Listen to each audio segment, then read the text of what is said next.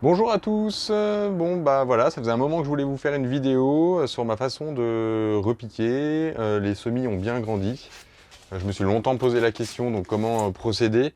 Maintenant il est temps de les mettre en godets individuels pour les faire encore plus évoluer avant de les replanter. Voilà, donc je vais vous montrer ma manière de procéder.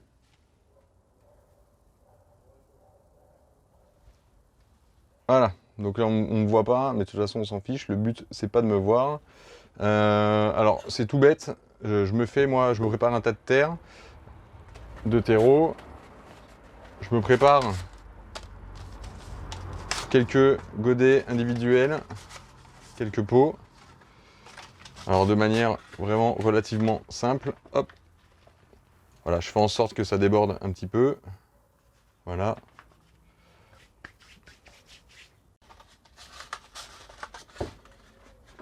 Voilà, alors je prépare plusieurs pots. Donc je laisse déborder, je tasse surtout pas, hein, parce qu'on tassera par la suite.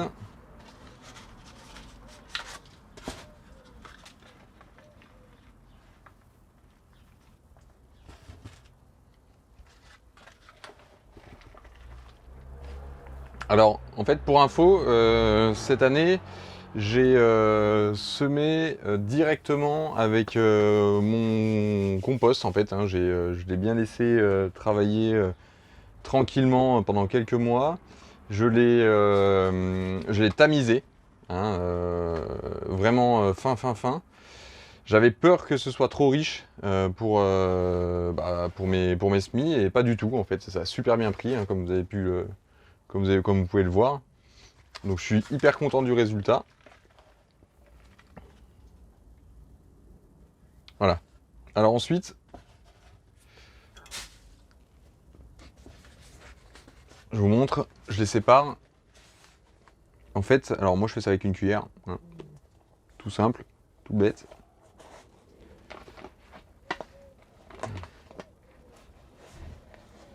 Voilà. Je les sors comme ça.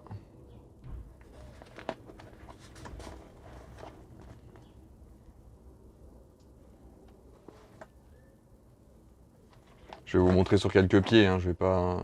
Hop.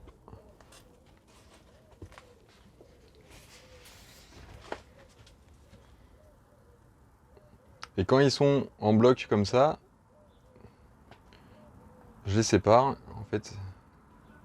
Donc, je les individualise. Voilà. Hop.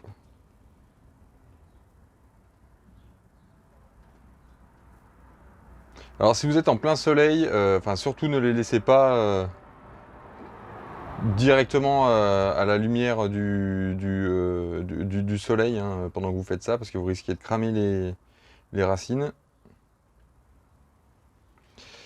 Et là, c'est relativement simple. Enfin, moi, je trouve ça relativement simple. Donc, je le prends comme ça. Je mets le centre en fait de la tige, hein, au niveau du départ des racines, là, comme ça, et j'enfonce avec mon doigt, tout bêtement, tout bêtement. Là, je tasse, hop, et ensuite, j'appuie sur les bords pour faire remonter. Et voilà, je vais faire ça avec chacun des... Voilà, celui-ci, il est top. Donc, alors, vraiment, je le fais quand j'arrive à avoir 2 à 3 feuilles primaires, hein, passer le cotylédon. Hein, les cotylédons, ce sont les 2 premières feuilles qui arrivent quand on sème.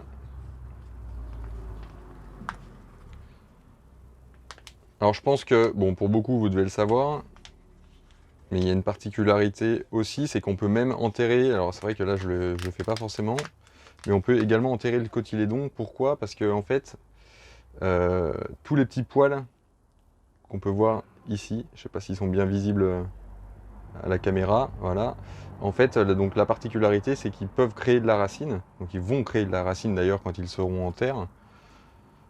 Donc on peut les enfoncer le plus profond possible. On peut même enterrer le cotylédon, en mon sens, sans problème. Dans tous les cas, moi je le fais depuis des années, j'ai jamais eu de soucis. Hop, là, comme ça, je tasse.